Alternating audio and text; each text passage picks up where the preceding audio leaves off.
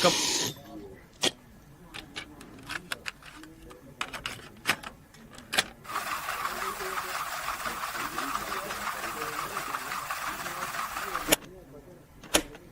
Have you seen that replay, buddy? All right, man, I'm done talking to you. You can't be done talking to me. You're right here facing me. I back.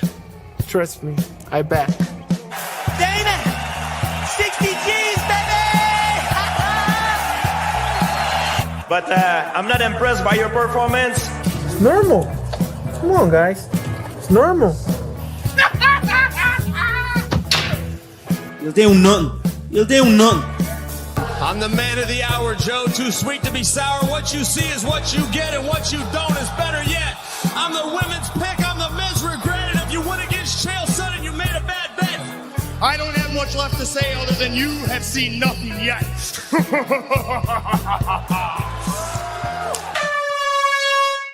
What's happening, Fight Week Show, Fast Fight Week Show people? Then we are back with another episode of Don't Stop Shakedown. And today, as you see, the panel is cancelled, but we're still here. We're still going on the victory lap. And my boy Keith, kick him in the head, is in the house to take his smoke. You get me? We've got my boy Sterling. He's right here. S-Dogs MMA. How you fellas doing, my guys? Sterling, we go with you first. How you doing, bro? Bro, you know what I'm going to say? This is my favorite part of the week, son. Wednesdays are the best. We got a little bit of a thin panel today. You know what I'm saying? We got the Tree Kings on here today, boys. Some would say. I don't know where all these boys went, because last week we had 7 people a show. The week before that, 6, 7 people a show. Out of nowhere, Ola. Out of nowhere. Had to sit there for 2 to 3 weeks and listen to Usman slander. Usman comes up there and gets the job done. And not only does he get the job done, Fulk and Ola takes the top of the table, and the only one accountable to show up is the man below me, Fulking Yao, and that is why he is the man in South Africa. I want to give a huge shout out to Yao. All these other boys, disappointed is a Fulking understatement. But I'm still here to have a Fulking time with the boys, man. Let's go, son. Let's go. Hey, talk to them, Sterling. Talk to them, Come on, man. Hey, Yao, how you doing, man? How's your week been, man? You know what I mean? How you feeling? Look, I'll be dead honest with you. Not too happy about being second on the table, but it's better than being middle table like Cross. So let's get it. Let's go. It is what it is, and I'll be back. This is your second time being at the top. And all you do is make noise. All you do is make. I'm coming back for my number 1 spot. That's all I'm doing. Show them the table, Ola. Hey, Show the this man table. said, all I do is make noise. Who's been talking about people being mid-table? Who's been talking about I can't see you down there? Who's been talking about you ain't nowhere near me? Who's been talking about I can't see you, bro? Moving like John Cena. You, yo. You be coming up with all of that. You know what I mean? So when I pull up for the one time during the week, go around my victory lap, you man supposed to hate. You know what I mean? You can't hate like that, but you know what I mean? You gotta let me get through this victory lap, man. But let me get through the chat real quick. Salute to every single one of you that's locked in right now. Big up on yourself. I see Lane in there, Leroy here. Hey, yo, people, make sure if you're watching live right now, make sure you're smashing the like button. Make sure you're subscribing to these guys on the screen. And all the names you see rolling down the bottom there as well. You know what I mean? Yeah. They bottled it today. They bottled it. They ain't want to pull up. But we're still here. You know what I mean? But make sure you're showing them love. We got Making the Walk. We got Crossover MMA. MMA normally. We got Kick 'em in the Head. S-Dogs MMA.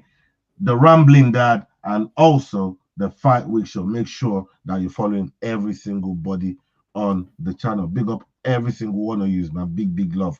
Salute to you. Let me quickly go up in here. Yeah, man, we are here, Lane. We are here. We're back. Lane. You know what I mean? Yeah, man. Salute. Absolute legend. And yeah, man. Hey, Leroy is a Buckley buckled beneath the. Hey, hold on. Come on.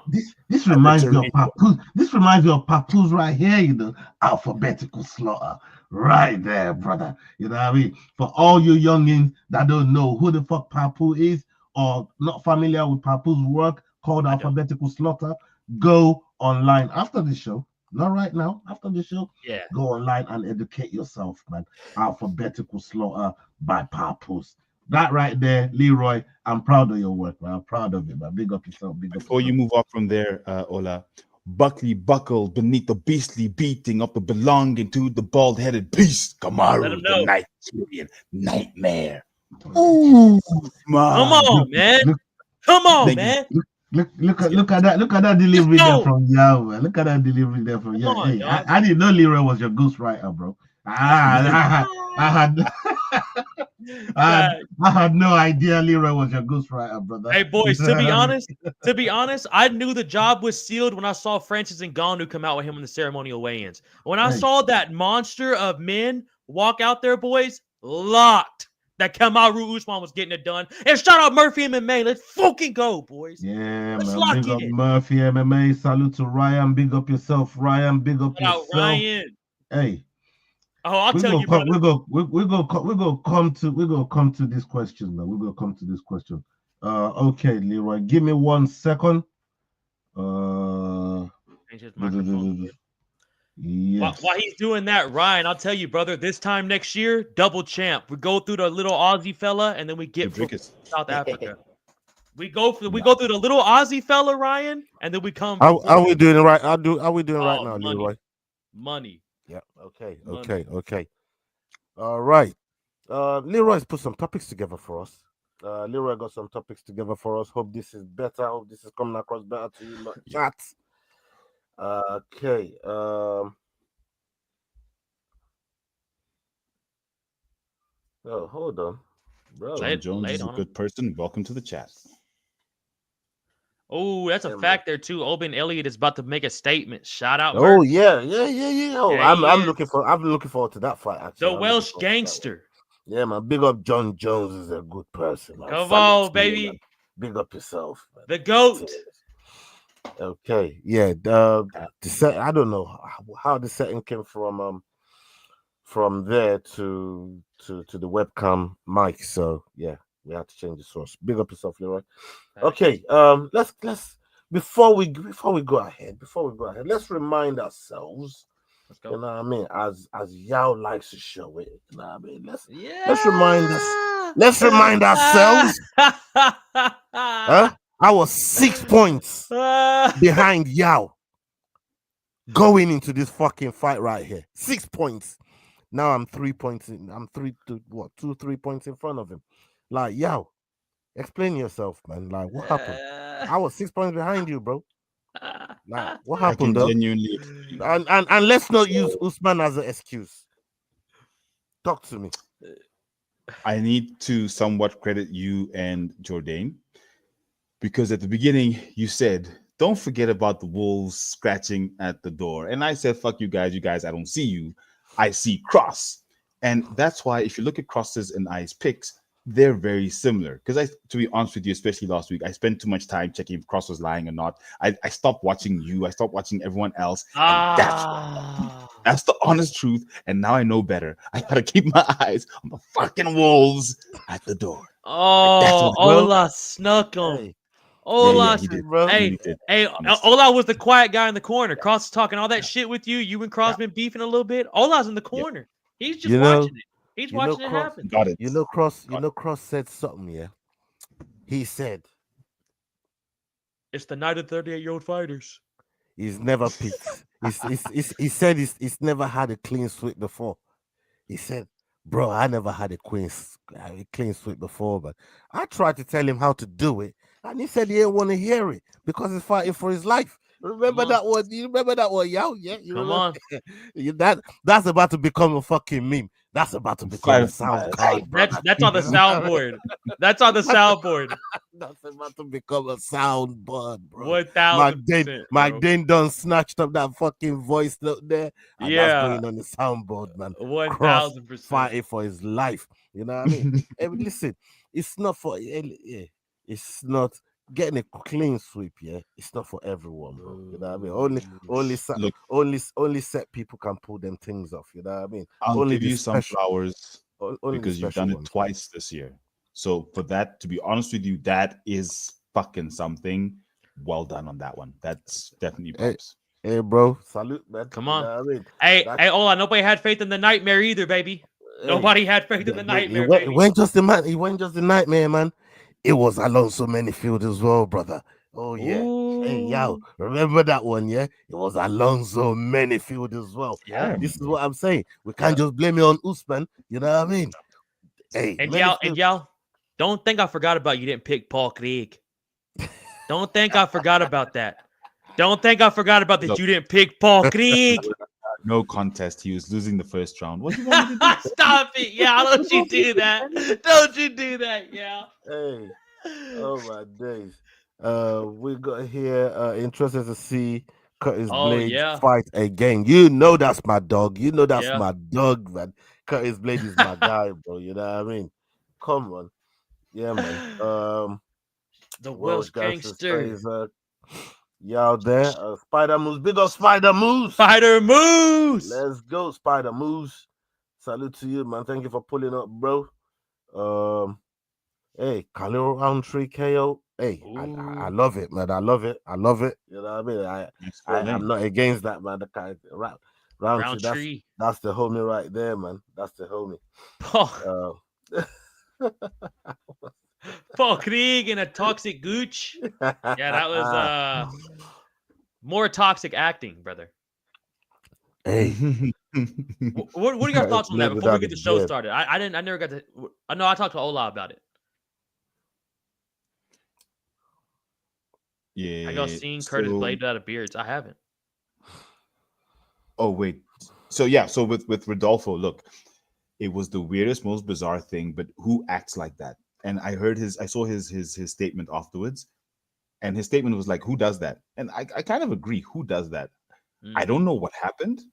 I don't think he was acting, but look, like Aljo said, and Aljo also had a lot to say on it, and he said, "Look, I can't call him a fake, and I certainly can't because I haven't been in the cage. I haven't been kicked in the head before."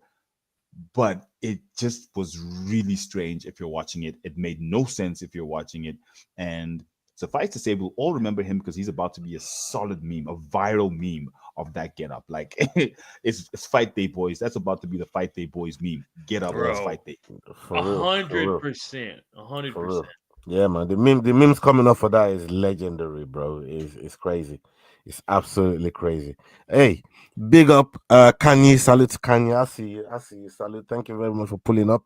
And look, let's get into some of these topics that we got right here. Do it. And, have a fucking show, boys. Leroy's put some videos together for us, and yeah, we're gonna go through it, get the boys' takes on it, and then go from there. Okay. Let's talk about this brother that used to call Maddie from Nebraska.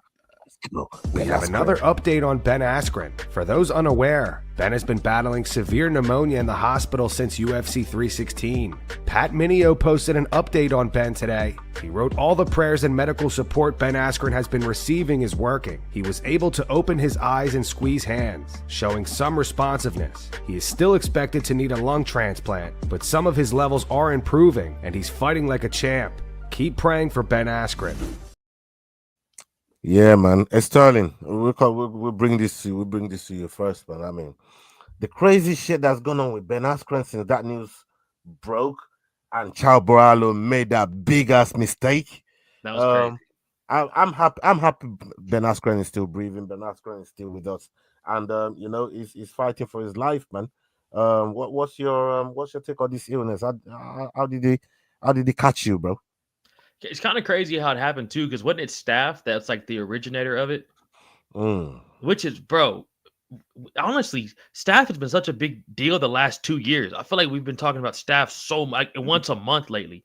Now, it's just with fighters and then like retired guys like this, and I didn't know it could lead to pneumonia like that. And bro, like, and Ben, I mean, he's not in the great. He doesn't look like he's in the greatest shape. You know what I'm saying? We call him funky for a reason, not just because his fight style, because of his build. But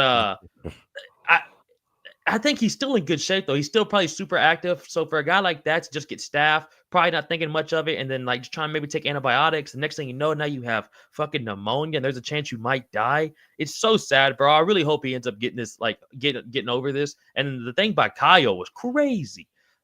He deleted it after like the MMA community got at him, but crazy just to assume that. But it is a bit of a translation. I want to just jump in and say, you know, I hope Ben Askren does well. Godspeed to him. But as someone who quoted 2016 facts, I must just defend Kai Bohario. Sometimes you hear things, and you know it's not necessarily from the internet, but you hear things, and you know you got to balance, and you tell it. It is what it is. Hold on, y'all. Did he get silly and jump the gilly? Go on, tell the truth. 100%, bro. He jumped the gilly. He got silly and jumped the gilly, bro. That's we can blame it on the translation, bro. We could just different Portuguese. You know what I'm saying? Hey, I don't know if you can say RIP to somebody and they got lost in translation, bro. When you say RIP to someone, it means you're gone, bro. Like, what kind of lost in translation is that? If I put in the chat, a universal fucking language, bro. And that's there for your door, brother. You know, bro, that's a universal language, my guy. Bro, if we didn't hear from Yao for a week, which we didn't, I was worried about you, Yao. After Saturday, I was about to call you and check on you. But if we didn't hear from Yao until now, and I just put RIP in the chat to Yao, and then he ended up being like, wait, I'm not dead, it would be crazy, boys. Much less like Ben Askren, who's already in a serious situation with pneumonia. You know what I'm saying? So it's wild. Wait. Your ghostwriter done hit again, Yao. What's going on? Hold on. Your ghostwriter's hit again, bro. Boldly. What's going on here? Boldly, less than brilliant, Bucky battered beneath the breathtaking brutality, bringing bitter bruising by Usman. Best believe better benefits and battles for bells bequeath. All right, there you go. Hey, Leroy, leave Yao alone, man. Let Yao be, man. You know what I mean? Let Yao be. You did well there, Yao. You did well there. You know what I mean? You did a couple more times in the studio, but you did all right. Yao might be dabbed up a bit. I mean, hold on. I've been on 2 shows right now where generally by now I would have seen Carlos Madeira turn up somewhere. Ooh. I haven't seen my 1,000 pesos. I haven't seen my $50.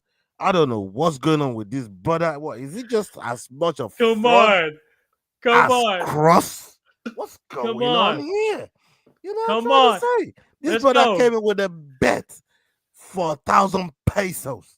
I went back and checked the fucking currency exchange on that shit. I'm like, God damn. I thought that was like $1. I didn't know it was that much. But we came to a resolution. We got to $50.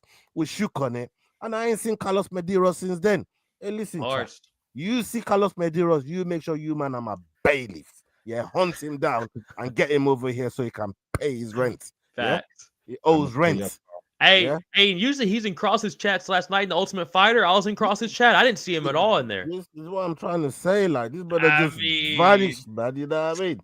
Hey. Hunt him down and get him over here, man, so he can pay his rent, bro. Come on. What else we got over here? Yeah, well, take William, but respect. Oh, yeah. 100%. All right. We got another topic here. That Leroy's put together, so we'll come to Yao for this one. Let's go. Charles Oliveira has responded to Ilia Topuria's recent comments. Last week, Ilia posted some training footage to X. He wrote, "Don't forget to bring the pillow," at Charles Oliveira. Oliveira has responded saying, "Dude, you know it doesn't matter what they're going to say. For me, it doesn't matter, bro. I think only God knows what will happen. On June 28th, we're going to face each other. I think I'm a problem for him, or anyone who's going to fight me. I've got firepower in my hands and incredible jiu-jitsu.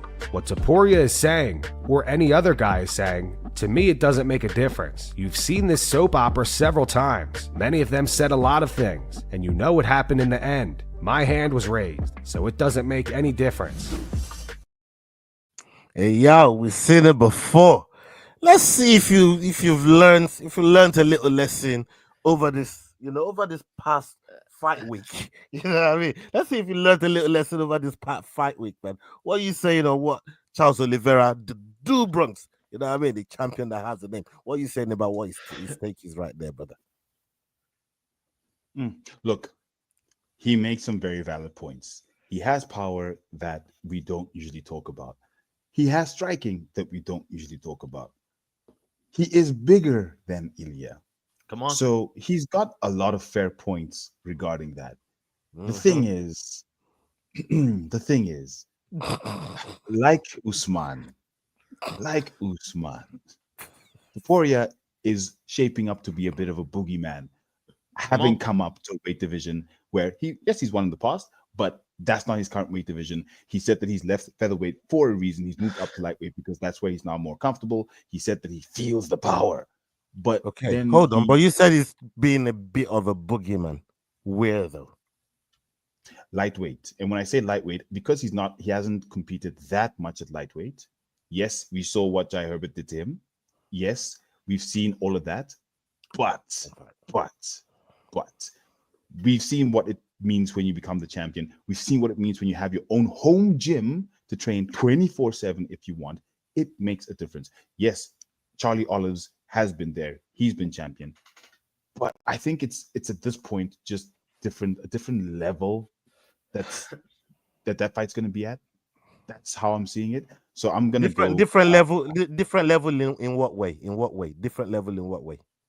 Look, you make a fair point because I can't say Charlie Olives hasn't been at the highest level where he hasn't fought Justin Gaethje, Dustin Poirier, Michael Chandler. I can keep rolling the names. I mean, that 10-11 fight streak that he went on. I mean, he beat anyone you can think of. But the Ilia we're talking about now, and the Charles we're talking about, who's been out for not that long, and he did come back. He had the resurgence. Just stop your smiling, or like.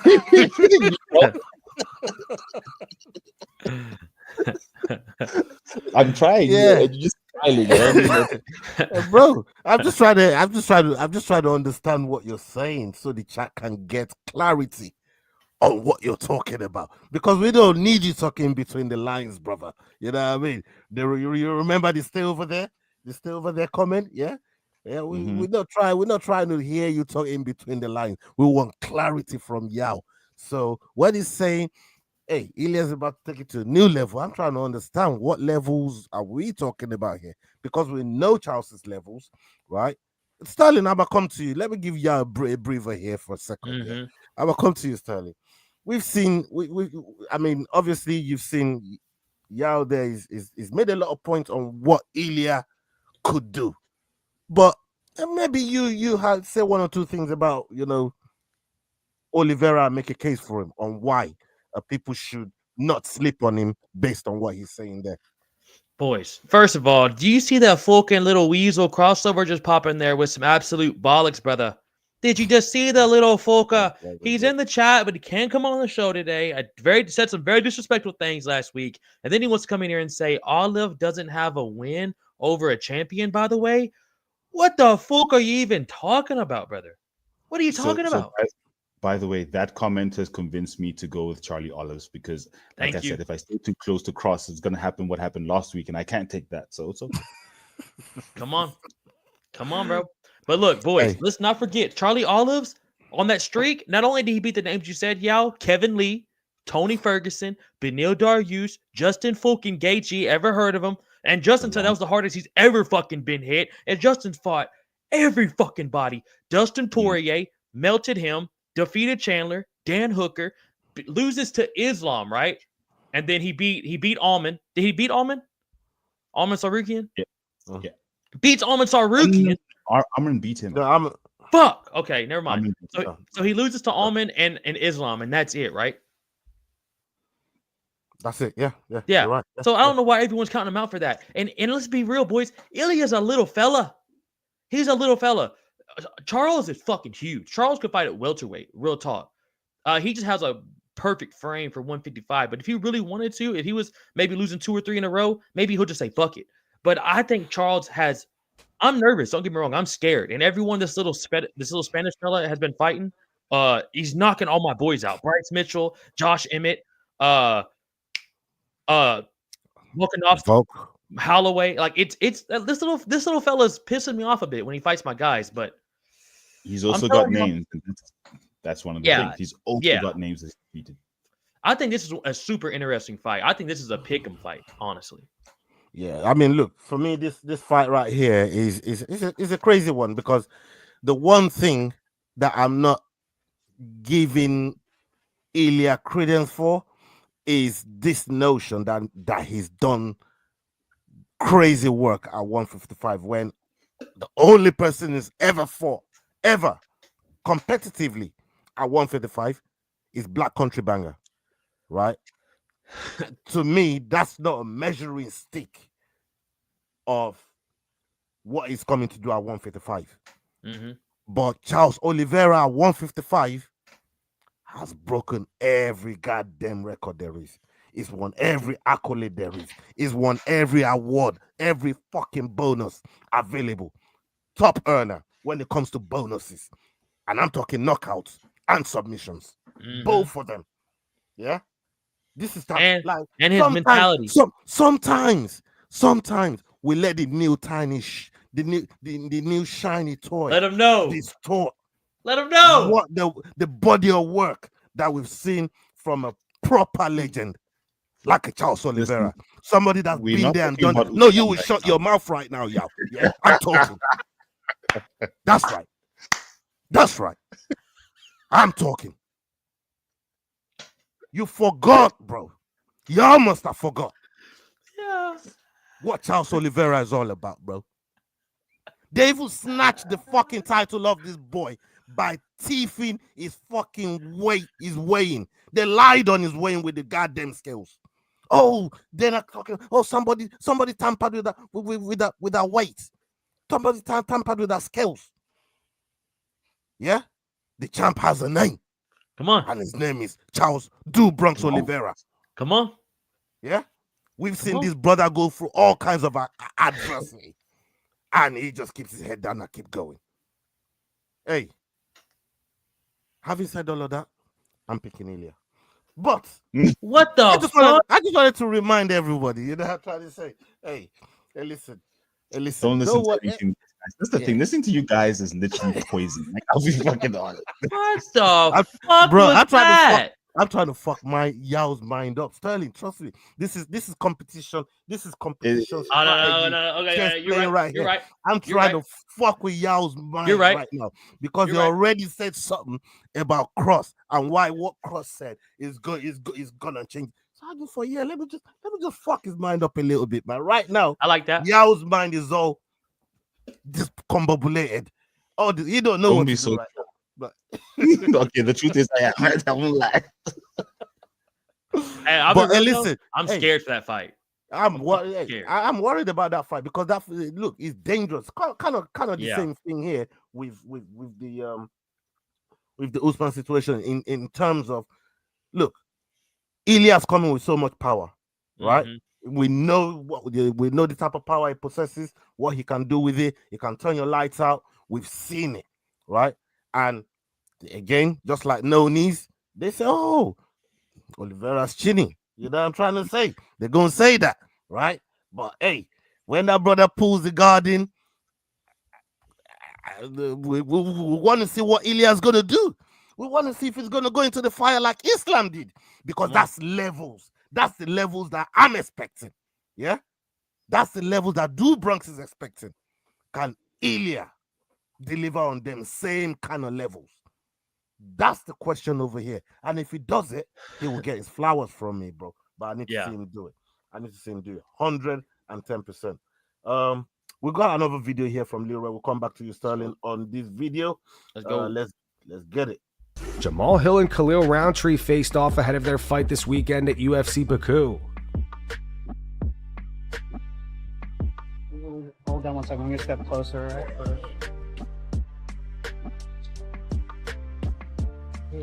Cool. And I just need you to step out.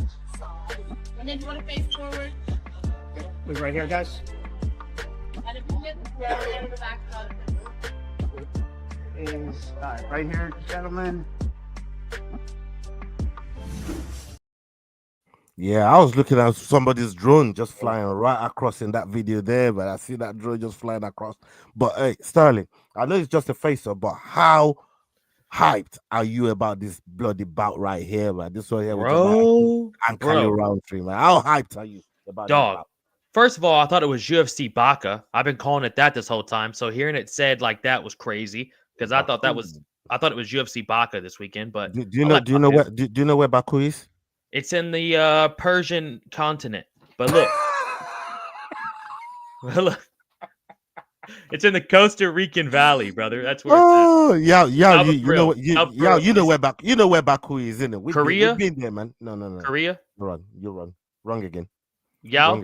Wrong again. Yao, what do you got? Baku is out by China. Fuck. All right, well. Yeah, no, you close. You close, but you went. Azerbaijan. Azerbaijan. Well, That's it. well, you win some, you lose some. That's exactly where it is, Azerbaijan. That's what I was trying to say. Like, surely you know where Baku is. Okay. Yeah, Sterling, you were saying about the fight. Please continue. Bro, I don't know about you boys, but this is this is the UFC giving us back absolute wars. Shout out Masters, by the way. You know what it is, brother. But dude, this is the UFC giving us a fucking war, boys. This is going to be insane. Like that face-off, I'm already hyped for it, but just seeing that face-off and knowing we're 2 days away, I cannot fucking wait. Who I got going into this fight, I'll just go ahead and tell y'all. I think it's going to be a war, and I think we're going to get a finish, bro. I think we're going to get a finish, and I think Khalil's going to come in here and do devastating shit to Jamahal. But I'll be real with you. Based off that face-off right there, Jamahal looks like he's coming here to fucking kill or be killed. So I think we're set up for it. And the card is phenomenal. And the main event to end this night is going to be amazing. Yao, please tell me you're walking with Khalil here, man. Hey, I'm not making any picks right now. You'll hear on Friday, but watching come on, Yao. Come on, Yao. Hey, Yao's getting political again, man. You know what I mean? He's 2 points behind your boy. You know what I mean? He's getting political around here. Hey, I respect it, Yao. I respect it. But yeah, tell us how you're feeling about the bout, though. You know what I mean? Talk to us. Rountree is an absolute slaughterer. He slaughters everyone that you put in front of him. He tried to slaughter Alex, but Alex just pieced him up. And he definitely wasn't winning the fight, but he was getting shots in. He was just that Alex was just much better on the night. The question is, he rocked him as well. The question is, from how Jamahal fights, will he be able to withstand, I would say, the volume and pressure of Rountree? Because Rountree, for a light heavyweight, he's a lot faster. He puts in a lot of volume at that weight class, compared to Hill, who is more of a power puncher. You know, he times his shots. So will the volume overcome the timing? I think yes.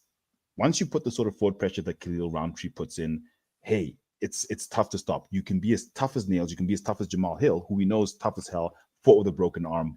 But the forward pressure, I say it's Jamahal Hill, first round knockout. He's gonna get lucky. You know, those Jamahal Hill shots, because he knows if you let Rountree get to second, third, it's not a good space for Jamahal Hill in a 5-round fight. As much as he's been through title fights before, he's never gone 5. At least Rountree got to, I think it was the 4th round with Pereira. Yeah, it was early 4th he got to. So he understands, look, championship rounds, I can't go too early. So for me, I think Jamahal Hill knows he needs to catch him early. He's going to catch him early, and that's him in the first round. Jamahal did go 5 rounds with Glover, but he was just mostly whooping his ass. True. It was just him mostly whooping Glover's ass.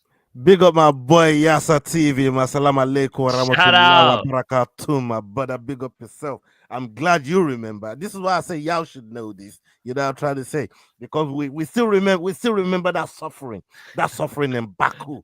Yeah, 2007 Europa League. We got battered 4-1. I remember it like yesterday.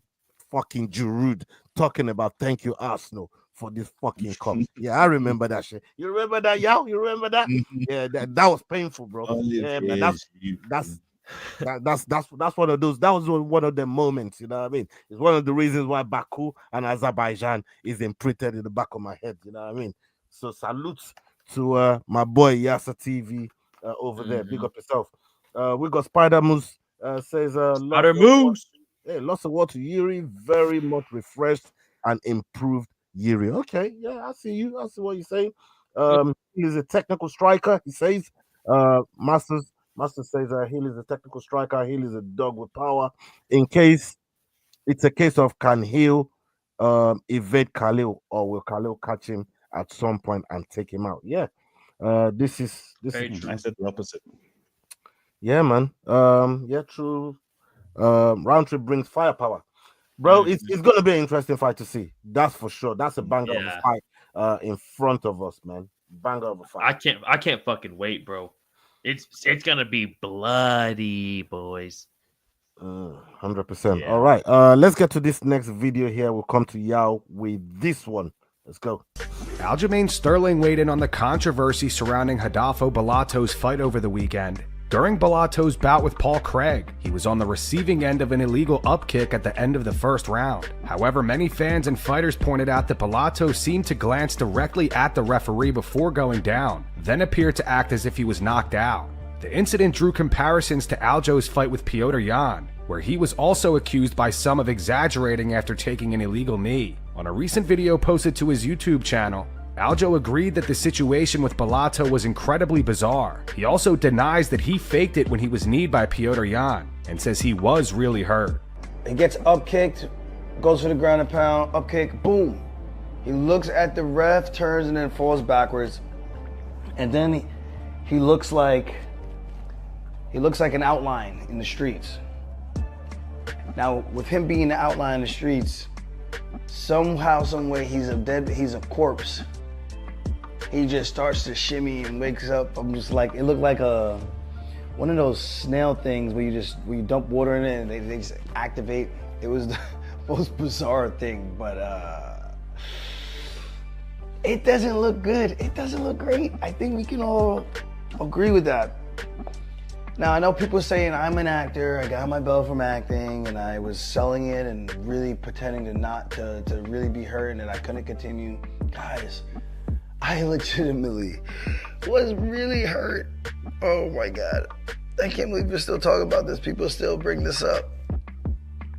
At this point, it's just hilarious because I'm like, I don't know what else I need to do to prove to you that I was actually hurt. How do I prove that I was throwing up in the bathroom and had a concussion? This guy, this kick to the head, I don't know. Maybe something caught him by surprise and then shut off the gears. That was really, really wacky to see. Now, I'm not gonna say the guy was faking, because that reaction, the way he sold everything or did everything, the way his whole body just moved and lit up. I mean, I don't know if anyone can act. If they're acting and you can act that good, that's crazy work.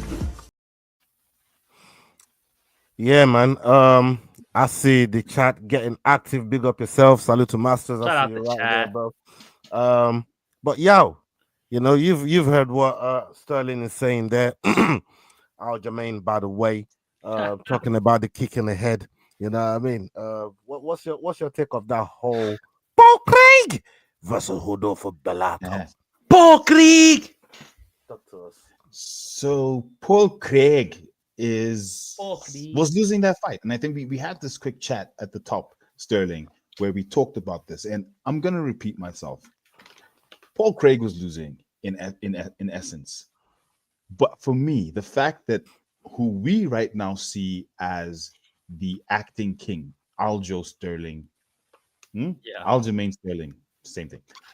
The fact that he came out, he watched it, and he said, "Yo, listen, I know that y'all saw me and you thought I was faking, and that hurt, but this, for him to say, but this." Is like, oh, okay. Even you saw it. and that's the thing about it, is that it was so weird that you can almost bring yourself back and say, how could someone act like this? Because it's so ridiculous that you couldn't be wanting people to believe you. So you must have actually somehow been hurt. But I mean, it grazed his chin. It hit him here. Can that really then affect your vision? Normally, if it's on the temple or like somewhere else, I get. I mean, Aljo got hit right flush here. Makes sense. Concussion. But concussion from here. Your brain's in your jaw. I don't know about that. So it's very strange. But because I've never been in a hex, I've hit my head a few times, sure. But I don't know what was going on with Rodolfo. Have you? I mean, just based on experience. I mean, I don't know if you. I've never taken an up kick to the jaw. I don't know what that should be feeling like. I don't know, Sterling. Have you ever had an up kick to the jaw? Maybe. Bro, I've never had an up kick, but that thing sounded nasty. Right. So can we definitely say that Bellato was acting. I know the brain's not in the jaw, but the jaw be affecting the brain and shutting the brain down. But this is the same accusation that's been levied at Charles Oliveira. I'm just saying. The same accusation that's been levied at Charles Oliveira, bro. Yeah. It is a good point though, bro, because like you said with Aljo's shit was dead center in his fucking head. So you can, whether or not he was faking it, we can kind of see like, okay, maybe like he said, bro, it skims off the shoulder. Right? Like it goes basically off his pec damn near. Because Bellato's fucking thick, boy. That man's got some fucking muscle. So it bounces off and it just kind of it's in between the jaw and the neck, which sucked, probably didn't feel great, but it's just the flail back looking at the ref and then going to sleep. I think that's where you lose us. Like Aljo didn't close his eyes and go to sleep. He was, you could say, milking it. He was doing a little bit of extra stuff maybe, but Bellato looked like he went to sleep, or looks at the ref, goes to sleep, and then wakes up and fakes grapples the ref.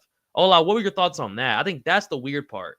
That he wakes up and then tries to do the fake grapple thing with the ref. Right. That part there was like, all right, bro. If you're gonna do your acting, leave the ref out leave the ref out of it, man. You know what I mean? What did the ref do to you? Like the ref didn't do nothing to you. Like, bro, if you're gonna do your acting, like just leave the ref out of it. But look, just looking at that video and the way he looked at the ref before it passed out, that's the bit that I found confusing. As soon as he's on his back, he was blinking. Bro. He was not passed out. He was not passed out. Yeah. Well, he looked lifeless down there for a second. But I've always said, if you feel you get fouled, make it be known, right? But I think it really should have just let Paul Craig get Dr. Point, and he should have just got up and carried on. Because that didn't really fuck with him like that. I don't know if it really affected him like that. And I think, deducting a point would have sufficed. And he probably would have gone on to win the fight anyways. But I don't know why he had to do all that. Like that was unnecessary, bro. So the one thing that definitely says for me is that Kayla Harrison is much tougher than Rodolfo Bellato, because Juliana Pena hit her with the exact same illegal up kick, but it hit her the fake. It hit her, and his hit him here, and now he's down. And she was like, "No." I mean, so that means Kayla Harrison is much harder than Rodolfo Bellato. That's literally what it means. Pause. But really? Hold on. Really? Like we have to factor in who's delivering the kick as well. Paul Craig versus Juliana Pena. Here versus here. I don't know. Delivery and location. Yeah, but it's still Pena throwing an up kick. Versus Paul Craig. Hey, I'll take Pena's up kick every day of the week, dog. You know what I mean? I don't want one for Paul Craig. I don't want one for Paul Craig, bro. You know what I'm saying? God damn. Hey, but also, dude, shout out the review ref too that let this go as a no contest instead of giving him the win. Like, bro, because I saw on BYM yesterday, Paul Felder was talking about Hunter Campbell was on the review. Like normally he doesn't get on it. Normally it's just like whatever, like Mark Goddard, whoever's not reffing. Hunter Campbell went over there and was like, "Let me check this shit out." And then after they reviewed it, they still were like, "Nah, I can't give you the win on this, bro." Like that's got to tell us something right there. You know what I mean? Because usually that's a win. Like that's how Aljo got the win. So yeah, man. I mean, hey, we got a question here from Masters. I'll turn it over to both of you. Would you like to see Cobb Swanson retire? Not often the fighters go out on a win, and been performing incredibly lately. 40+ years old, years of wear and tear from WEC days. I believe that. Yeah, man. You better believe that. That brother been around for a long time. You know what I mean? Like him and Dominic Cruz and those guys from WEC days, man. Like, yeah, man. That was them days right there. And still incredible. What's your take on Cobb Swanson retiring? Maybe hanging it up at this, late stage of his career. Jim Miller. That's all I can say. Jim Miller. Jim is still trucking. Jim is looking for more fights because he loves to fight. It's not a Tony Ferguson situation where he's just on this crazy skid. We can't understand how he's going to go back. For some reason, Jim Miller is still somewhat competitive and still gets not the best fights, but not even he's definitely a journeyman, but you know, he gets decent fights. He gets fights that he could win, and he can show a fight if a fighter belongs in the UFC or not, or if someone else needs to retire. I think that Cub Swanson falls into the same category, who's just a dog that's been there forever, different, comes from a previous promotion into the UFC, not UFC only. For me, you don't just give up guys like that. Those guys have been there. They love to fight. They're here to fight for their love and for us as well. So I would love to see him go out on a W, but not just because of age, but more because he's ready to retire. And from what he showed us in that last win, I mean, let's give him a couple more fights. Why not? Yeah, man. I'm always going to tune in to a Cub Swanson fight. Let me just shout out Chris Gray first before I come to Gray on that one there. Big up Chris Gray. Salute to you, brother. Hope you are doing well, Chris Gray. Have you seen the fixtures, bro? Have you seen the fixtures? Manchester United versus Arsenal, first game of the season. That is crazy, bro. That is crazy. But boy, we're ready for it, man. We're ready for it. You know what I mean? We're gonna be ready for you, Chris, when you lot pull up. You know what I mean? First game of the season. I'm looking forward to it. We're gonna be on that watch along with my boy Lee Gunner. Salute. Big up yourself, Chris. Big love. Okay. Sterling, let me come to you on that same last topic there. That was talking, you know, on Aljo. I mean, no, on not on Aljo, Cub Swanson, yeah, and bro, hanging it up. Bro, I'm with Yao, dog. I really get sad seeing these guys retire. So the longer they can fight is cool with me, especially when they're getting wins. Now, here's the thing: that last win he had, boys. Y'all remember that nasty ass knockout he got? It doesn't get much better than that. Disgusting knockout in a full stadium. I get you want to retire on a perfect moment like that, but it's hard, bro, because you feel like you could do 2 to 3 more of those, and you don't want to walk away from that opportunity knowing you could have. And let's be real, boys. Cubs getting probably what, $150K to show, $150K to win. So that's $300,000 you're turning down. You know what I'm saying? So it's a lot of that too, bro. And let's be real, Cubs still's got it, especially if they get him like favorable fights, like what Spider Moose said, like Darren Elkin type of guys, Billy Q type of guys, like Alex Caceres. Oh shit, where he left now. But you know what I mean? Just more like he's not going for the belt. We all know that. But like, do what they're doing to Jim Miller, bro. They're giving Jim Miller legacy fights now, man. Yeah, bro. Give him legacy fights. And because then we lose guys like Donald Cerrone, bro, Robbie Lawler, like all these guys, Korean Zombie, and it just sucks losing these dudes, man. So as long as he's winning and it's not like Tony Ferguson, please keep fighting. I love watching these OGs still in the game, man. But like Dominic Cruz is gone, like it just sucks. 100%. Big love to everybody that's locked in with us right now, man. Salute to every single one of you. Legend. We're here for you every single week, bringing the current events that's happening in the world of combat sports, the world of MMA. Baby. We bring it to you guys and we break it down. You get get the takes of the guys on the panel. And yeah, man, make sure you keep showing love. Make sure you keep subscribing, turning on that notification bell as well, because we're going to be doing a lot more of these shows. Okay. Let's go. The next one on the docket that's a good one. Get to. I've been saving it for a minute. But we're gonna come to Sterling first. Let's go. And then we get to Yao on this one. Yao, you ready? After defeating Joaquin Buckley over the weekend, Kamaru Usman is happy to not be a part of the 0-3 club anymore, alongside Israel Adesanya and Henry Cejudo. On the same boat, kind of same ship. Right. We've been there, we've done that. We bought the damn 0-3 shirt. So, man, you know, let's be honest, Henry. There was a lot riding on here. I mean, like you like to point out all the time, we're about 0-3, you know. So you broke the streak, cuz. You broke the streak. I had to go get that monkey off our back, Henry. I had to go out there and because it was just it was so much disrespect, so many things being said where they would treat me like a redheaded stepchild. Like I was like, you know, like I wasn't jacked, you know. They talk about he washed, or he this, he's that, he's not this, he's not that, he old now. I'm like, what, am I old? I know I'm in the gym, I'm still putting in time, I'm still putting in the effort. My coaches still work overtime with me. Hey, you heard what he said there. He's still Come putting on, in baby. time. He's still working. His coaches still work. Trevor Whitman. Shout out Trevor Whitman. Yeah. Oh, a cross. go ahead. Cross, you fraud. Yeah. Shout out Trevor Whitman. We know the slander you've been giving Trevor Whitman. Cross over MMA, you fraud. Don't let me ever hear Trevor Whitman's name in your mouth ever again. God damn it. Okay. Oh You my can't God. slander Trevor Whitman. No Never. more, brother. He's won 4 in his last 5. Hey. He's won 4 in his last 5. Ridiculous. But Stupid. hey, who let the dogs out? My dog of the week is barking. Bro. Let's go, baby. My dog of the week is barking. Bro. Come on, dog. Hey, stop playing with me. Hey, Cross, you heard what Usman had to say there. You know, we have to break the monkey off the back. And on top of that, they train him like a red-headed stepson, man. Like, you know what I mean? Like, this brother ain't shit. Talk to me, my guy. Come on.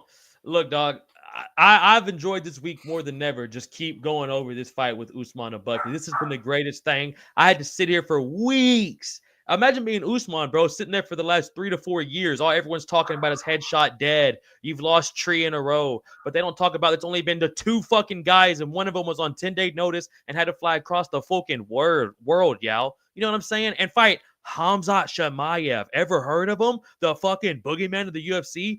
The scariest motherfucker right now, and handles his ass, and potentially some people think he won the fight. And bro, it's just great to see him get back up here, dog. Now, here's the thing, y'all. I want to see if you caught this. I feel like Henry Cejudo is a tad bit jealous.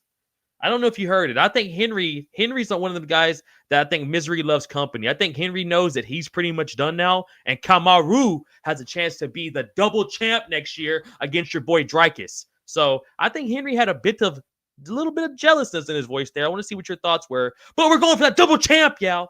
Double champ. The Battle of Africa. Part 2. Okay, yo. Yeah, look. I would definitely say this is confessions time, yeah. Well, hold on, slow down. Yeah, you're gonna take your time. I'm gonna take my time with this one. Take your time with it. Take your time with it. Take your time with it. Take your time with it. Yeah, we're gonna take our time with it with this one, bro. Let's just slow down, right? This is just treat this as the confessions. Come on. In a Catholic church, Show church, the colors, where you go right into the side of the confession room there, and you just confess your sins, bruv. Yeah, this is the time to cleanse yourself of all the bullshit that you and Cross been doing for the last 10 weeks. You man been dogging me for the last 10 weeks. God damn it. Yeah, I remember it. I remember it because I've been on the receiving end of this bullshit. So it's your time to confess and ask for forgiveness. Yeah. You have Show them the colors. Show them the colors, Ola. You have the floor. You have the floor. Yeah. You have the floor. Let's hear it. Double champ. Double champ.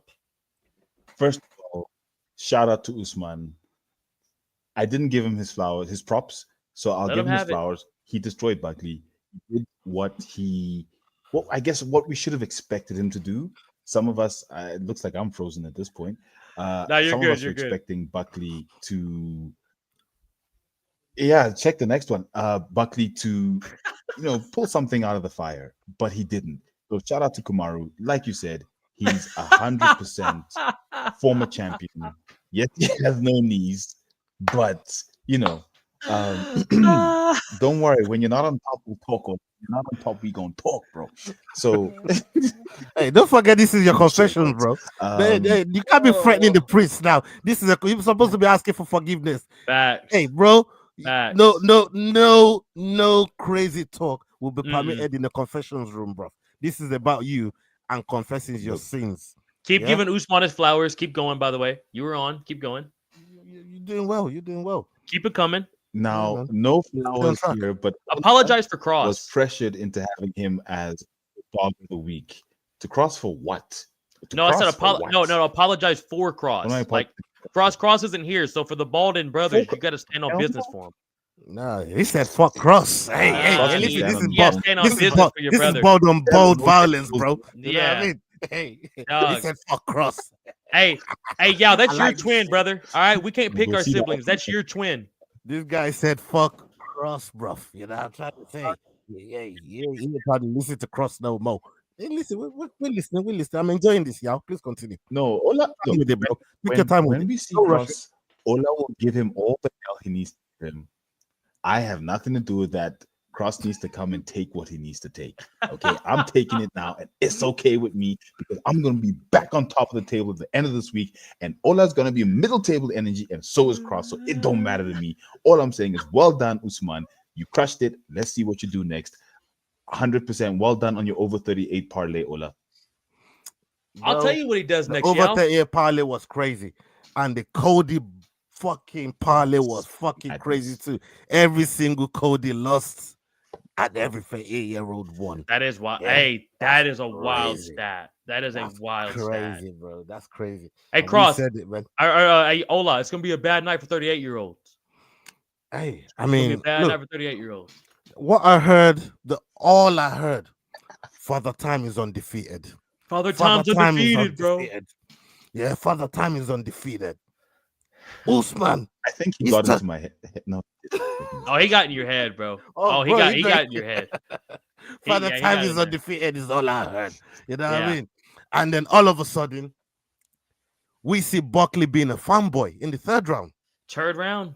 Under Usman, as Usman was big brothering him, as Usman was taking him through the trenches, just to let him know, hey, listen, bro, there's levels to this thing, brother. Hey, yo, did you think there's levels to this thing or not when you started watching it? What did you think Buckley needs to work on now that you've seen him? Because you all thought he was well-rounded. Do you think he's ready to be a champ at 170 division, y'all? And be honest, y'all. The honest truth is he was never ready to be a champ at 170. Not now. This motherfucker. Kamaru was This definitely the right motherfucker. challenge, and that's why he called out Maru. He said, I need to fight a former champion at this weight class to prove that I am ready or not. And that's what he got. So he definitely isn't ready. Will he be ready? I think he will be, but not now. yeah. Maybe another 2, maybe another 3 fights, 2 of which he has to win very convincingly. Yeah, man. Did I disappear? Yeah. Hey, Am I hey back? Spider-Boost, calm down, bro. Calm down, man. You know what I mean? I hear you, man. I hear you. Hey, people be, hey, they been hating. They've been hating for a long time, man. Join the club, bro. Join the club, brother. Join the club. Nice shower curtain. Hey, look at that. Hey, hold on. Yo, this one's for you. Your ghostwriter is here again, bro. Spit that shit. You ready? Backing the black ball broke buck. Buckley becomes bitter by being by being beaten. Be hastily beneath the battler's best in Kamaru Usman. Hey, shout out, y'all. Big up yourself for that All one. these there, bees, y'all. right? Bees. That was damn shit, y'all. I've seen some alphabetical slaughter shit right here, man. Big up yourself, Leroy. Hey, That was champ shit. I see what you're doing, brother. I see what you're doing. Spider Moon says that Buckley's gonna get there. Buckley's a dog. Listen, Yeah, he is. Look, I'm not gonna like entirely shit on Buckley. I think me and Sterling have been very, very fair. We like Buckley. Oh, it's yeah. just this fight and what you guys made it to be.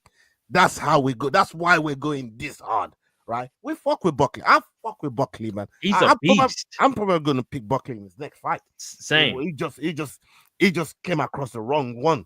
He called out the wrong one on this Exactly. one, right? But have you seen online? If you've been seeing a lot of people's review online, a lot's now been made. I saw Thick Boy, Brendan Schaub. I've seen Bisping. I've seen Fight Disciples. I've seen Teddy Atlas. I've seen a lot of platforms all talk about the same thing. All the platforms, right? Hey, hold on.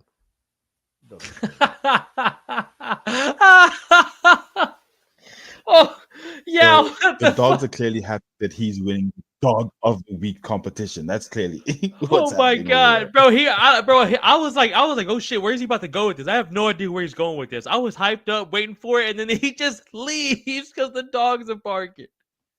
Hey, people, this is the type of shit you get on the Fight Week show, people. You know what I'm saying? I mean, if you're not already tuned in, come on, man. Come on, man. Lane says never question Usman. That's 100%. All right, he's back. The CEO's back. Now, you got us on the edge. I'm on the edge of my table, Ola. Let's go. You're muted. You're muted. How the fuck did you and Yao Yeah, switch? so like I was saying, yeah, Buckley is probably I'm probably going to pick him in his next fight, right? And the one thing that I would say about Buckley is what he showed me in round 5.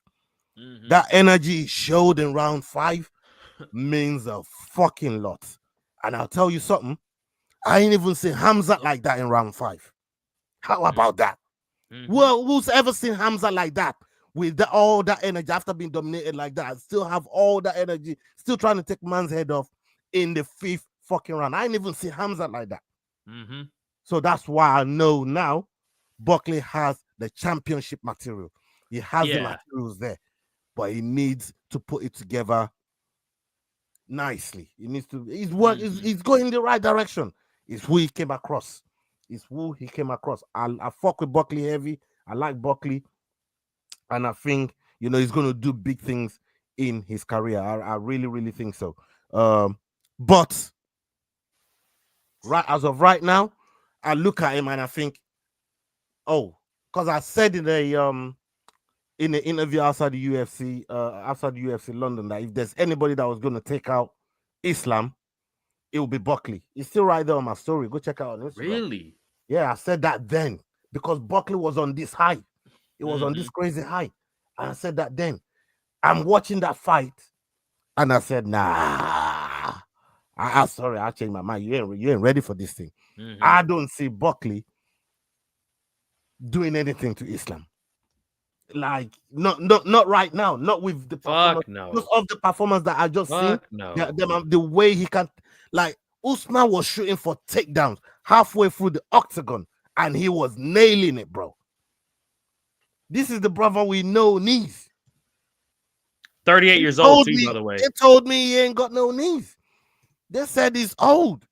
Hey, Ola, he's lost in his last 3 fights. Yeah, there you go. Hold on. There you go. No, there you he's go. lost in his last 3 fights. Yeah. Now I'm seeing all these platforms talking about, I should have given that last 3 fight some context. I'm crazy. Like, you bitch asses. Crazy. Welcome to the fucking club. This is what I've been talking about for 10 weeks. When I keep hearing from Cross, but he got knocked out. He's lost his last 3 fights. Yeah, like, bro, I keep saying to him, but have you seen the fights though? Mm-hmm. Why are we not applying no context to the fight? We just going on as if Usman went out there and got washed in these 3 fights. The 2 fights that went to decision, Usman's won 6 out of 10 rounds of that fight. That's 2 against Hamza. Okay, 2 against Hamza. I got you. 4 against Leon, and even the one in London, the rematch. That was majority draw.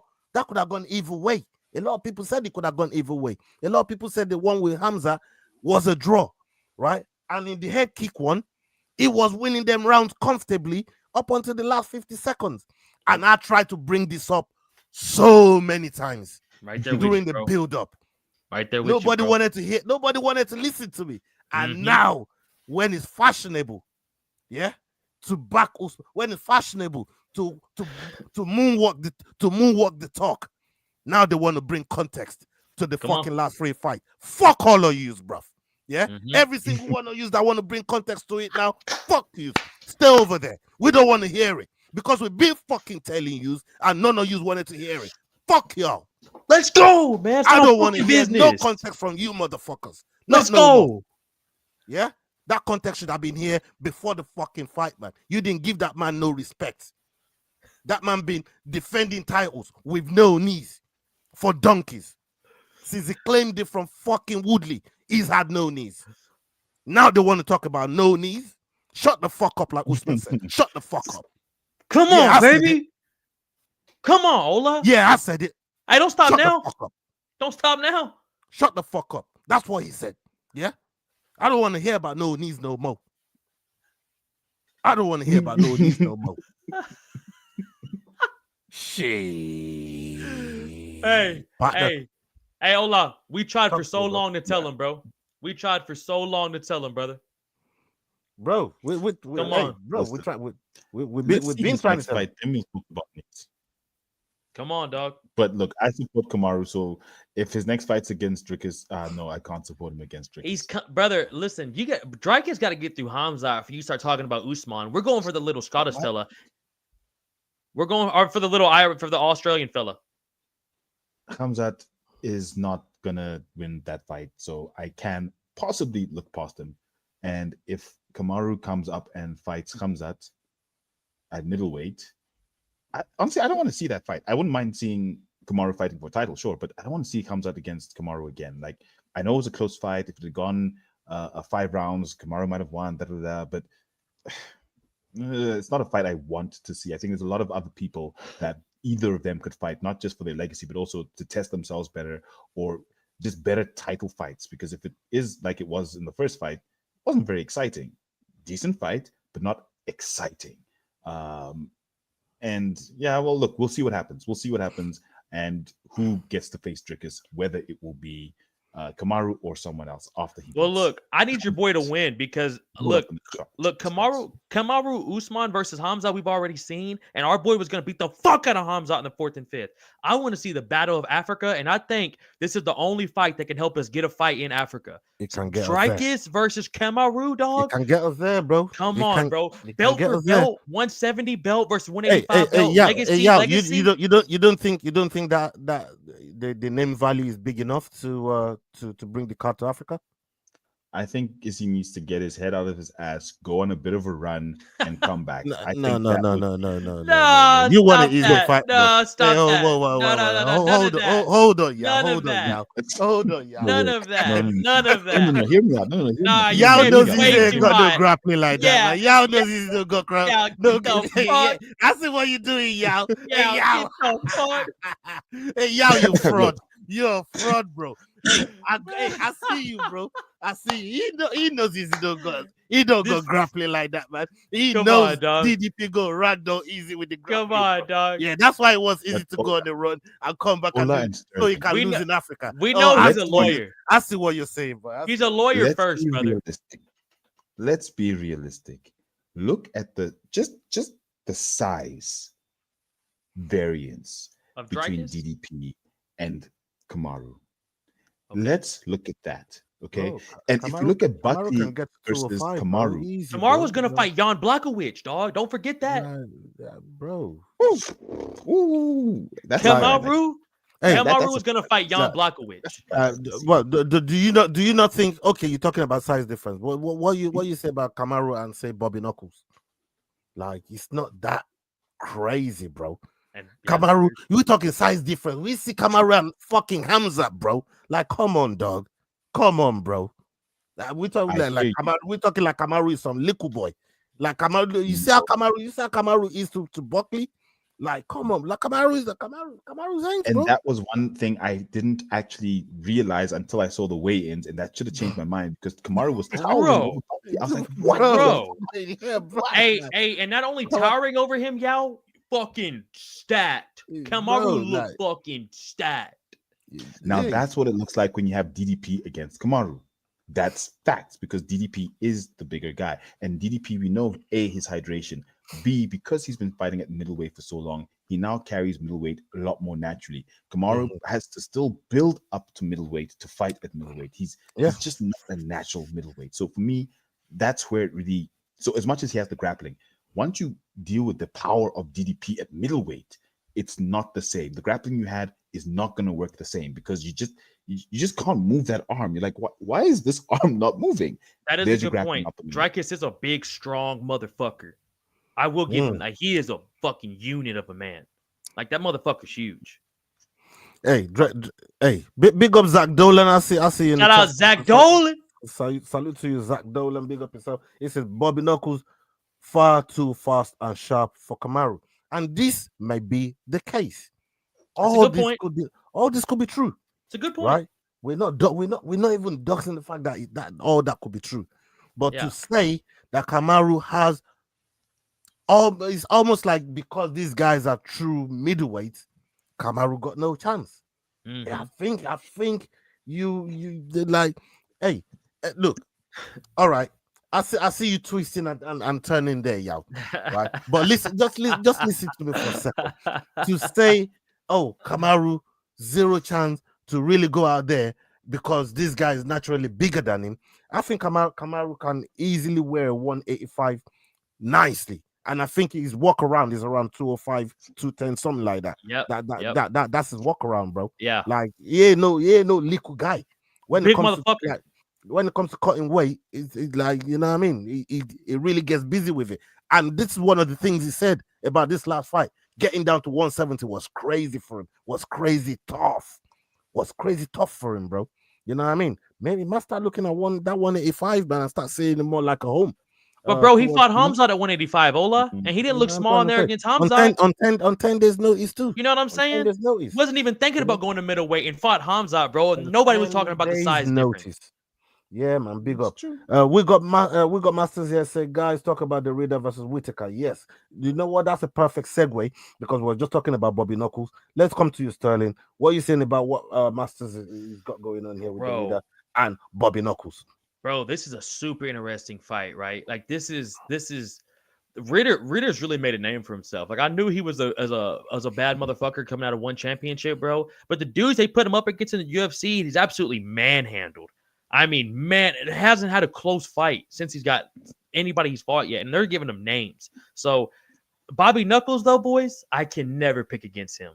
That dude's he's fought Yoel Romero twice, Luke Rock, name a fucking fighter, he's fought him. So it's like, and the experience that Bobby Knuckles has, bro, and how fast that motherfucker still is. And let's not forget, Bobby's not maybe a wrestler now as much as he used to be, but that motherfucker's takedown defense is nasty. And I know Ritter's huge, but Bobby Knuckles has fought big motherfuckers plenty of times. So I got to go Bobby Knuckles. I'm interested to see who you boys got. Yeah, man. Yeah, what are you saying, bro? You know, I want you to go first before you steal my picks. But with that said, I don't know about you, Sterling. I always pick against Bobby Knuckles. I don't know what to tell you. Since he lost to DDP, in my books, that man can't get a win. He's gotten wins, don't get me wrong. But, I mean, I don't see him beating Kamaru Usman. I don't. Yes, he is faster than Maru, but I think Maru just has to, like, clinch, take him down, hold him. Bobby's good with his takedown defense, but once you've been squeezed the way Hamzat squeezed him, it changes how you fight. And I just don't think he's still the Reaper per se, because it's been a long career. And that's sometimes the catch with starting your career slightly early, is you do have your peak slightly earlier when you've been at the top. Whereas, you know, you have other fighters who, Manon Fiorot, who get into the game late, they're peaking at 36. Oh, okay. But he's not that. That's not him. He peaked much earlier. So I don't think he would beat Kamaru Usman. Not because he's not good, but I think Kamaru not only has fought at that level, as I clearly made the mistake last week, not only has he fought at that level many times, but I just think he has the skill to neutralize Bobby's striking, and the takedown defense will just be Bobby doing this the whole fight, you know, trying to keep away from Kamaru. That's going to be the entire fight for Bobby Knuckles. No time to actually get his hands off. So I don't see him beating Kamaru Usman. What about Ritter? Yeah, but I'm just sitting here been watching you talking about Kamaru and fucking Bobby Knuckles when we're asking about the Reader versus Bobby Knuckles, bro. You just spoke about a whole. He talked about a whole different fight, get it up. bro. We let you do what you're doing. We let you do what you're doing. We let him finish. Yeah, we let you finish. But now let's talk about the points that Masters put on the table. How about the Reader and Bobby Knuckles? What a breakdown, though. What a breakdown. Yeah, and you picked Usman, and you picked the Nigerian Nightmare, so I ain't never hating on that. Hey, I didn't know if you saw it though, but I was like, I'm just gonna let him finish. I'm gonna let him cook. I'm gonna let him cook, man. You know what I mean? I'm gonna let him do this. Because I knew he was about to pick Usman too, so I was like, I want to hear that dirty little mouth of yours say it. Man, I was like, I want to hear that dirty little South African mouth of yours say it. I'm gonna just let him. Remember, I still had to give Kamaru his flowers from tonight. That's part of me giving him his flowers for tonight. Bro, nobody asked you. Nobody asked you for the flowers, bro. You know what I mean? We're asking about the Reader, bro. Now let's get that. I'm going to Reader. I'm going to Reader. Bobby Knuckles. Yeah, Bobby Knuckles gets squeezed easy. That was kind of my point. He gets squeezed. Hold on. Did this guy just compare Hamza squeezed with Kamaru, I said one should be squeezed like the way Hamza squeezed, man. You never the same. No. I said you're never the same after DDP beats you. That's what I said. Nah, stop After that. DDP beats Stop you. that. Izzy's Dude. not the same. You were talking. Hey, don't bring Strickland into this, dude. Darren Till quit MMA after he lost to DDP. Once you lose to DDP, you are not the same. You are not the same fighter. That's facts. That is facts. That's a good point, man. Right, hold on. Man. Right, this is the one peddling that I will not tolerate in hell my no. Zach Dolan. Right? Fuck Bellato. Y'all must have forgot. You lot must have forgot. Yo, let me remind you. Let him know. Yeah? Maybe you'll get on board with this as well. Because this one was one of your fucking pet peeves. Come on. You remember when Bellato was champion? Come on. What did he say about podcasters? Usman. What did he say about podcasters, brother? Do you remember that? You mean Bellato? Oh, Usman loves podcasters. Yeah. What did Bellato say? What did Bellato say about podcasters? Yeah, and he's just gonna podcast. That's what he said. I remember you hated Bellato for that one. I'm looking to fight. My network. So now, this guy that hate podcasters is now begging for a fight with the podcaster, bro. Crazy how that shit works. Crazy how that shit works. Do you think Bellato should be getting granted fights against podcasters, bro? This is what I'm trying to say. Like Zach Dolan, you lot need to write down these things when the offense are being committed. Yeah, we petty it like that, bro, and we lock that fucker up and put it in a box till when we're ready to put it on the table again. Now this is a crime against Bellato. Bellato came out here dissing podcasters, bro. Called Usman a podcaster, and it's not doing no fighting no more. He don't want to fight podcasters and all this other shit. Now he got time for podcasters. Now he got time for Usman. No, man. I'm not going to tolerate peddling this Bellato versus Usman. Even though it's a good fight. They both got the same manager. Don't forget. Right? They both got the same manager. Ali Abdulaziz. Alhamdulillah. They both got the same manager. Alhamdulillah. Yeah? It can make it happen. But we don't want that fight. Because you can't come out here dissing podcasters, bro.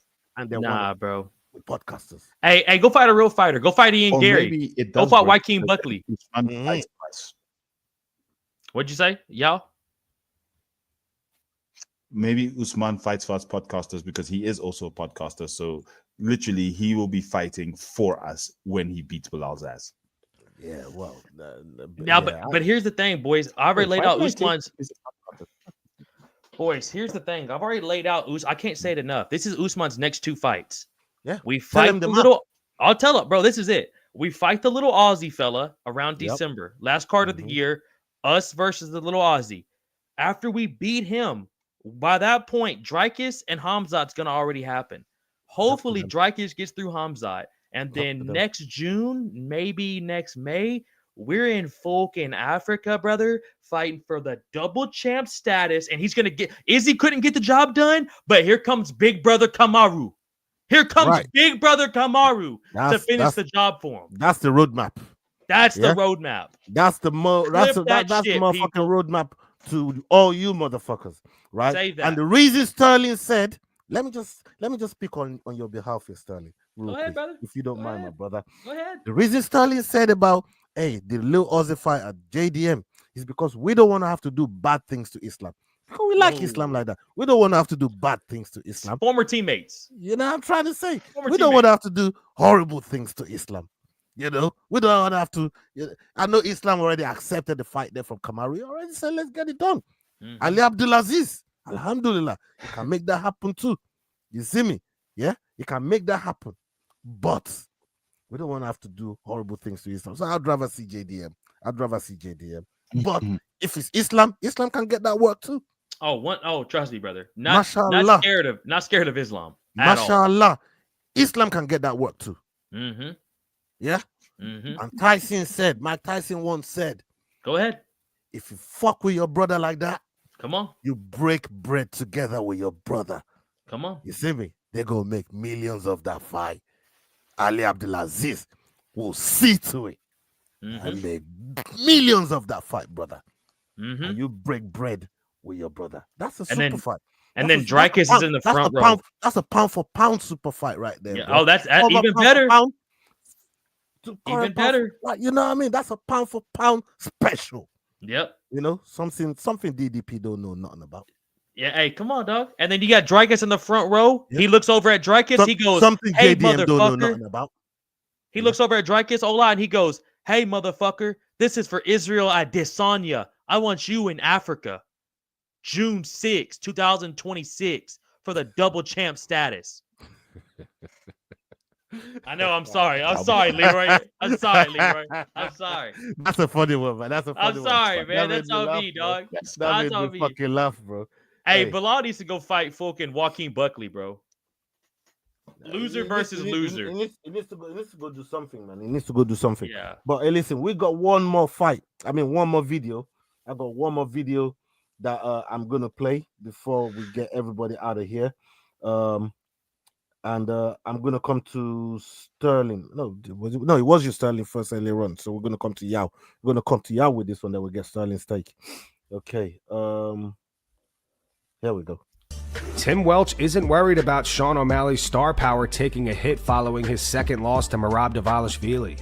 He compares the situation to Nate Diaz, pointing out that despite having double-digit losses on his record, Nate remained one of the most popular fighters in the sport. Tim said it's so hard to say with him, but again, right now we're not going to clubs, we are not f***ing partying, we are saying no to trips. So what else are we going to do? We are coming to the gym twice a day. We are going to train. Might as well fight. Might as well not let these years go by.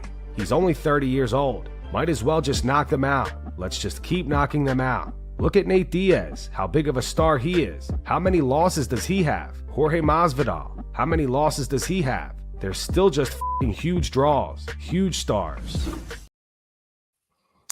Yeah, Yao. I mean, what's your take on this? I don't like the fact that he's starting to compare O'Malley with these legends that he's calling out with double-digit losses. Because look, O'Malley's only lost a handful of times. You know what I mean? Like, why are we talking about double-digit losses so early into his professional career? Would you say? Talk to me, Yao.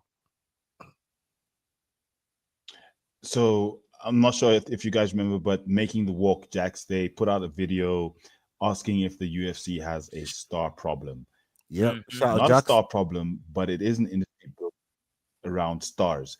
And right now, Sean O'Malley is one of those stars. How he got to the title, Sugar Sean, the pink hair, his attitude, how he fights, all of it made him a superstar.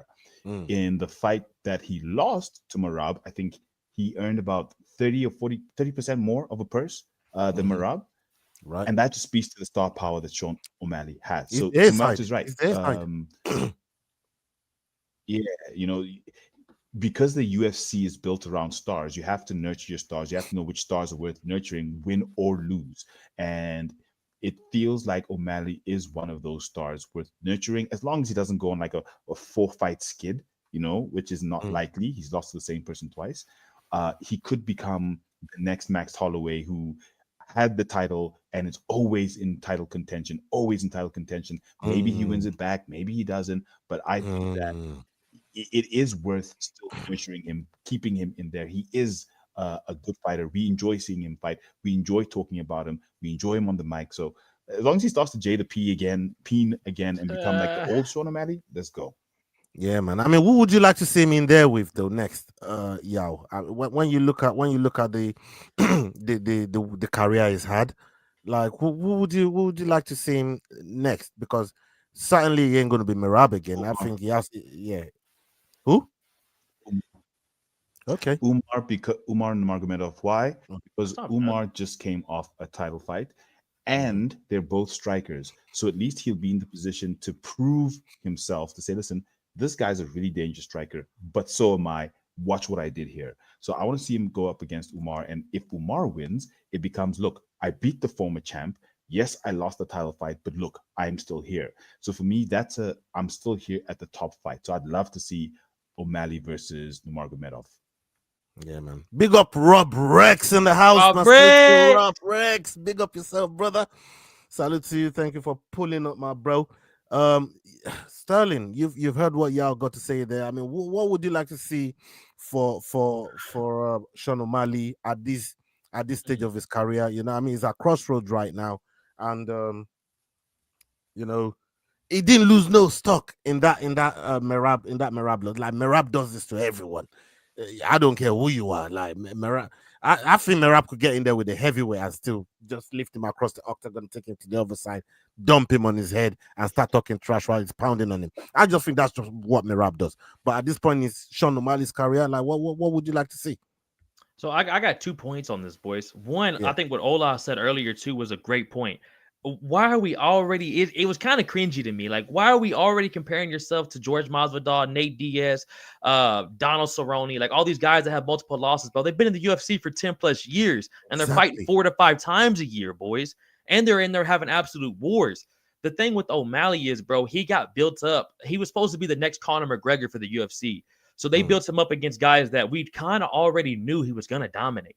Eddie Wineland, Luis Smoka, Chris Moutinho. The only real hard fights he ever had was Chito Vera, the first fight, and then he had that weird kind of L, and then he lost to Merab 2 times. That's all he's lost to. And Merab's a fucking monster. Like you just said, Ola, Merab dominates fucking lightweights probably. So it's that you can't really lean too much on that, bro. And the only real hard fight he had was Peter. Now, I do like what Yao said about giving him Umar, but I think to kind of give his confidence back up, bro, we need to give him somebody who's not going to wrestle fuck him and use all implements of MMA on him. So I got 3 fights for him right here. I think he needs to fight either Peter again or Cody Garbrandt.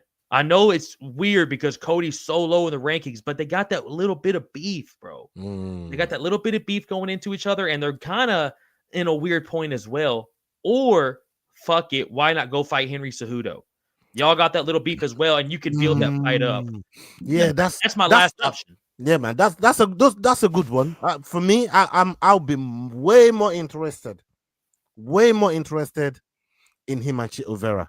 And I'll tell you what. Trilogy. Chito Vera beat him up, right? And they've had their one-on-ones. You know, beat him. He came back and got it, right? I think we should get that deciding factor. Yes. I mean, get that out of the way, and that'll be a good comeback because that'll be a confidence builder for him as well, right? And even though with those fights you said there, I wouldn't even mind a fresh coat of paint, like our boy Chelsonen calls it, and see him in another division like a 145. Go over there. Oh, you want to see him step up? Oh yeah, why not? He's got against who? Against who at 145 though? Because they're big, bro. Both for my champion. Look, it's gonna have to be a striker, Ola. You know what I'm saying? He's definitely gonna have to be a striker. Josh Emmett, him versus Josh Emmett's fun as fuck. Yeah, that wouldn't be a bad matchup. Look, I wouldn't mind. I wouldn't mind Brian Ortega welcoming him to the division. You know what I mean? Yeah. Bro, he sparks T-City. I think he does T-City dirty. Yeah, this is what I'm trying to say. We need a confidence builder fight for him, right? Yeah. We're not talking about throwing him in a fight where it's again that's gonna make things worse for him. You know what I mean? That's why I think Umar's kind of rough. It's like when Aljo got in there and got Calvin Kattar, like, you know what I mean? Yeah. Somebody like that. You know, somebody like that give him that confidence to go on and perform. Just feel confident in the weight class. You know, we had it with Rose Namajunas as well, where she went up to 125. So you need a confident build-up sort of fight. Then maybe you're gonna start seeing the guys, the real dealers of the. So you think he's done at 135? You don't want him at bantamweight no more then? Well, not while Merab is there, like, bro. What's he gonna do? What's he gonna do? No, that's a good point. You know what I mean? Go do something else while Merab is there. Maybe by the time you've done what you're doing, maybe Merab will be gone by that time, and somebody else would have won the title, and you can come back down and maybe, you know, compete for it. But right now, the way Merab is moving, he's gonna be there for a long time, bro. So it's a Max Holloway and Volkanovski situation. where Max just couldn't get past Volk all the times he tried, even though he was the best featherweight you could find. But Volk was just better than the best. So O'Malley, it's like Ola saying, O'Malley might have the same issue where he needs to go away. But also, Max fought a couple times. Like, remember, he fought Arnold Allen. He fought Yair Rodriguez while waiting on Volk to kind of lose to somebody. Like, Volk fought the Zombie. Volk fought Yair. Volk fought T-City. While he was doing that, Max Holloway beat the shit out of Arnold Allen. Beat the shit out of Giga. Beat the shit out of Calvin Kattar. Beat the shit out of, you know what I'm saying? Like, he was still in there whooping ass. Giga ain't even a bad fight. Giga ain't a bad fight for like that's Ooh, a strike. That's a striking matchup right there. Yeah, you know what I mean. You know, he's not going to look to take him down or anything like that, and he can get his confidence up with it. It's just maybe he can adjust to how hard those guys are 145 hit. Yeah, bro. You might have to get used to that, because bro. Ola, think about this, dog. Diego Lopez O'Malley. If Diego hits that motherfucker, I don't know if O'Malley's ever been hit like that. This is what I'm trying. He's got to get used to the power that's going to be coming from 145. But you know what? I mean, look, O'Malley's a professional. He's been there with a lot of power punches and tough guys. So I don't think that's going to phase him too much. As long as you're going to stand in there with him, I think O'Malley has a chance. I'll always pick O'Malley having a chance over any striker, but styles makes fights. So it's going to be interesting to see what O'Malley does. What I don't like though is comparing him to fighters that got double-digit losses and all of that. Like, O'Malley is still very, very early in his career. I know he's 30 years old, but it's quite early. He's still a young pup, and he's trying to find his way. So, and let's not forget, this guy he ain't got a manager. He does everything by himself. He does everything by himself. He negotiates his own shit.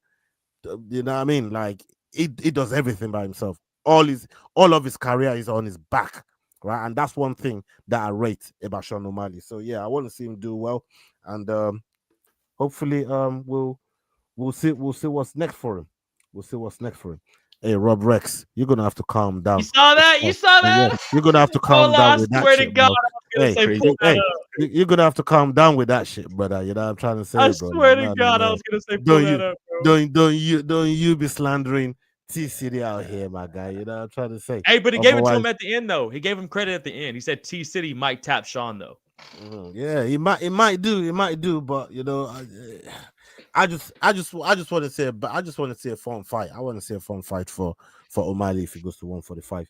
And let's check this. Josh Emmett. Hey, myself. Okay, Leroy says Mofsa is taken. Rodriguez don't deserve it. Give him a shot at Volk. Striking matchup. Hey, I mean, not even Aljo has seen Volk yet. Yeah. Like, come on, dog. You know not even Aljo has seen Volk yet, man. You know what I mean? So, hey, maybe Aljo part 2, O'Malley Aljo rematch, 145. Yeah, why not? Both of them can do a former champion to former champion after 145. Maybe Aljo can get back. Maybe he can get back that loss against O'Malley. He might welcome O'Malley back into the 145 division. So yeah, even Calvin Kattar. Let's get Calvin Kattar a fight. Nice. I like that one. And I heard Bryce Mitchell's coming down to 135 anyways. I don't know where I heard it. Oh yeah, he's fighting Saeed Nurmagomedov. All right, so that's a fun fight. That is a fun fight for O'Malley if Bryce Mitchell decides to stick around. So plenty of fights to see, but plenty of fights, bro. Plenty. Yeah. And big up to every single one of you that's been locked in with us tonight. We've been 1.5 hours in here. Big up on yourself. Thank you so much. Big love. If you're watching on playback as well, thank you so much. Make sure you're following the boys on the panel. We got S Dogs MMA. We got Kick Him in the Head. I kicked him in the head. And we got Crossover MMA. We got the Rambling Dad. You know how long I've been waiting to say that? I'm about to make a name for myself. Yeah. Hey. You know how long I've been waiting to say that, bro. Yeah, big up the Rambling Dad. Yeah, Head Kick Pod himself. And Jax, MMA normally, you know what I mean? All the boys, make sure you're following them. Big love to you. Masters, I see you in the chat. You'll be very, very active. Thank you so much for the support. Zach Dolan, you know what I mean? Leroy, Lane, all of you guys that show love every single week. Make sure you're back here on Friday where we make our picks. So we keep going at the top of the table. Big love. Hasta la vista. We're out. Salute. Peace. Hey guys, this is John Anik from the UFC. You're watching the Fight Week Show. Please subscribe. Not now, but right now. Subscribe to the Fight Week Show. We'll see you guys on the road soon.